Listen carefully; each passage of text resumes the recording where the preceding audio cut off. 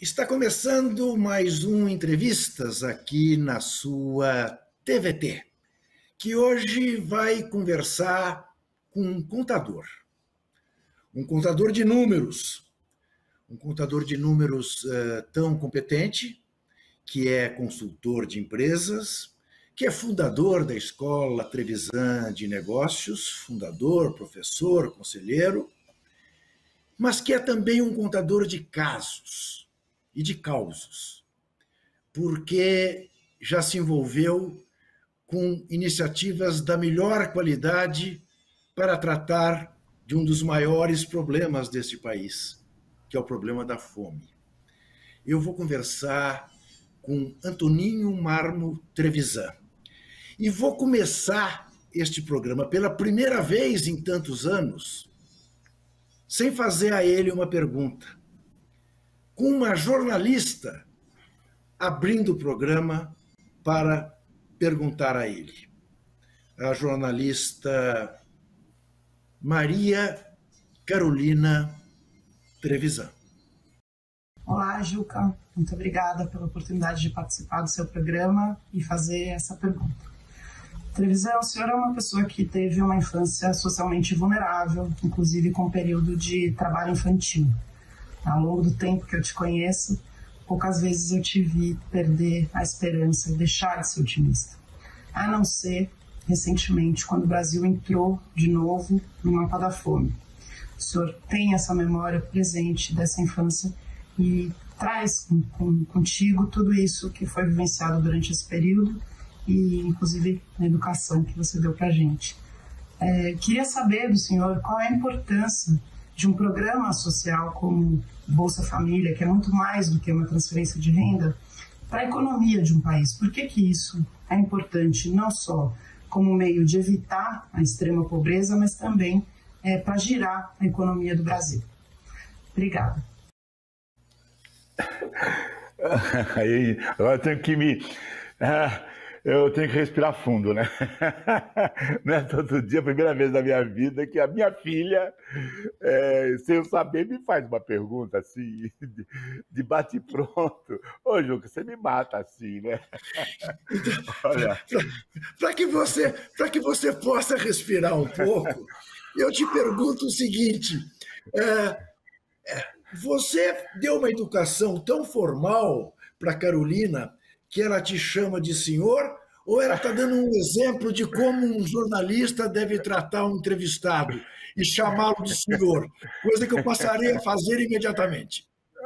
Claro que ela está aí fazendo esse papel de jornalista, né? Porque nós temos uma intimidade, uma forma de nos tratar completamente irreverente, né? Sempre foi assim em casa, né? E sempre eu sempre assim quis e busquei que meus filhos também tivessem sempre um bom humor, não é? Eu acho que a vida, por mais que a gente faça coisas sérias, isso não quer dizer que nós não devamos manter a graça, ainda que sejamos duros, não é? A gente tem que fazer com graça, né? A vida tem que ser assim. E aí, filha, eu acho que, já entrando na questão, um amigo até escreveu num prefácio de um livro que vai ser lançado semana que vem, né, que eu seria uma mistura de Dante, não é? Com como é o nome dele, meu Deus? Bom, enfim. E eu fui pesquisar, né? Eu falei, mas por que ele faz esse prefácio, né? Porque é o resultado de alguém, Juca, né, Carol, que buscou nele próprio as forças que ele precisava para enfrentar desde pequeno um mundo difícil. Desde os 9 anos eu já trabalhava e tudo mais. E, por outro lado, eu também penso que, às vezes, a gente é aquele menino daquele filme italiano, né? Que olhava tudo por um furinho, enquanto o pai preso, né? Na Segunda Guerra Mundial, um judeu, e ele conseguiu olhar a vida, né? De uma forma mais prazerosa, mais amena, não é? E não tão amarga como ela é, e a gente hoje acaba vendo isso pelas ruas, né, Juca? E eu também, por conta disso, tive essa passagem forte que eu, até pouco tempo, numa ONG que eu criei e ajudei na questão da merenda escolar por 10 anos, né? Eu também acho, como contador, como consultor, que tudo tem jeito. Desde que você trate, desde que você foque, desde que você trabalhe isso e tenha isso na sua raiz, não é? Aquela história, tem que ter isso na sua raiz. Se eu tiver uma preocupação legítima com aqueles que estão precisando da minha ajuda, eu consigo resolver. Mas se isso não é parte da minha formação, Juca, é sempre mais difícil, né? Então, Antoninho, você teve o papel que teve no combate à fome lá atrás, nessa participação desta ONG, depois também da ONG que nós vamos falar mais tarde, a Ama Ribo. Tem toda a experiência que você tem com o meio empresarial brasileiro. Eu sei que a tua palavra de ordem é inclusão, inclusão, inclusão, inclusão. Em que medida o empresariado brasileiro denota alguma preocupação real com o que seja a inclusão?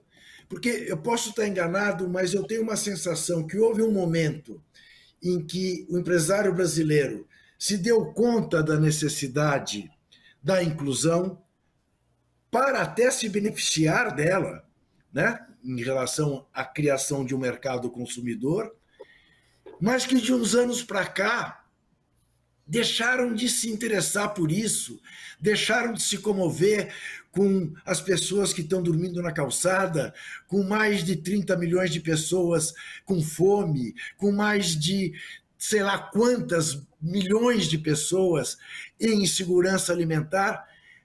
Como é que você vê este papel? É de fato uma insensibilidade? Há como recuperar isso? Como é que você olha para isso? Eu acho que primeiro depende da liderança, Juca. Eu vivi muito bem ali o início dos anos 2000. Francamente, eu sentia, era procurado o apoio que eu recebi para montar essa ONG. Eu tinha filas de empresários ávidos por participar. Era uma coisa impressionante. Alguns ficaram até aborrecidos porque não tinha espaço para eles, né?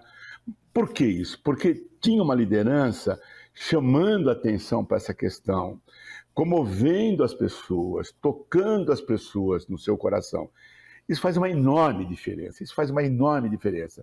Se o líder não prega, se o líder não chama a atenção, o que acontece com o empresário? Ele toca o dia a dia dele.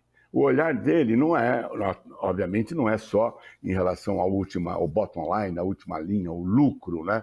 Ele também se sente constrangido de ver as pessoas na rua passando fome.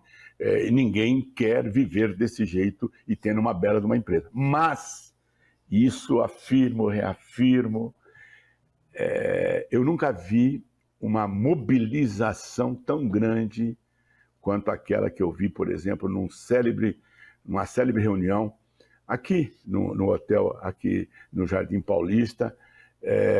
Nós fizemos o lançamento de uma ONG para apoiar o programa de merenda escolar no Brasil. Olha, Juca, quando as pessoas, os empresários, começaram a chegar, nós tivemos que abrir paredes no hotel para acomodar todos. E eram de Antônio Hermílio, a Luísa, era a senhora lá do Ceará, que viajou só para essa reunião. Quer dizer, o presidente Lula abriu esse encontro, foi abril de 2003. Foi tão emocionante ver. Ali tínhamos pelo menos 1000 empresários que, convidados, foram para saber como eles podiam contribuir. E eu me lembro que eu ainda fiz uma brincadeira, que eu tinha deixado um boné dessa ONG embaixo de cada cadeira, né? E de repente eu falei, aqueles que querem apoiar, vistam este boné. Você imagina as pessoas, né? Até o Rui Mesquita estava lá, nunca me lembro, todo mundo pegou e cravou o boné aqui, cara. Ou seja, o Brasil estava irmanado e ali nós estávamos com 90% do PIB, prontos para seguir o caminho que fosse apresentado. E ali apresentamos o projeto e eles apoiaram por 10 anos. Eu mantive essa organização não governamental que cuidava de verificar, de treinar, de capacitar todos os membros dos CAIs, dos Conselhos de Alimentação Escolar, em cada um dos municípios. E era bacana, eu vou dizer por que também, aqui eu vou me controlar na emoção, Juca. Nós fazíamos uma vez por ano uma premiação do melhor prefeito do Brasil, o prefeito que melhor geria a merenda escolar. E era um manual enorme que ele tinha que preencher e tudo mais, não é? E aí, a cada ano, essa entrega desse prêmio, tinha lá o presidente da República. Na época, foi com o presidente Lula, né? O presidente Lula não perdeu uma desses encontros. Era lá em Brasília. Essa experiência acabou? Então, na verdade, durou 10 anos, né? Que era o prazo, acabou. Agora, você tem que ter liderança para isso, que te estimule, né? Aí, também eu achei que tinha completado um prazo bom, né? Porque me ajudou muito os conselhos de nutricionistas, o Conselho Federal de Contabilidade. Você imagina, tem um contador em cada cidade do Brasil. E era bacana porque quando chega o dinheiro, é uma coisa singela, né? Chega o dinheiro, são 42 milhões de merendas servidas todos os dias, né? Quando chega o dinheiro na prefeitura, não tem ninguém fiscalizando. E nós tínhamos um contador capacitado para verificar se a grana da merenda estava sendo aplicada na merenda. E depois as nutricionistas analisavam o índiozinho. Ele comia a mesma comida que comia um gauchinho, um paulistinha. Não pode. Então, criamos também as comidinhas regionais de cada região, de cada cidade, enfim. Mas, você vê, ó, mobilização, cara. Então, Antoninho, você citou aí um presidente da República que certamente, em toda a história brasileira, foi o único presidente que um dia passou fome, que tem, portanto, absoluta consciência do que é passar fome. Pelo que eu entendi da pergunta da Maria Carolina, você também passou fome. Você também tem noção do que seja. Eu sempre falo para as pessoas, eu nunca passei fome. Eu, quando estou com fome, abro a geladeira e sacio a minha fome.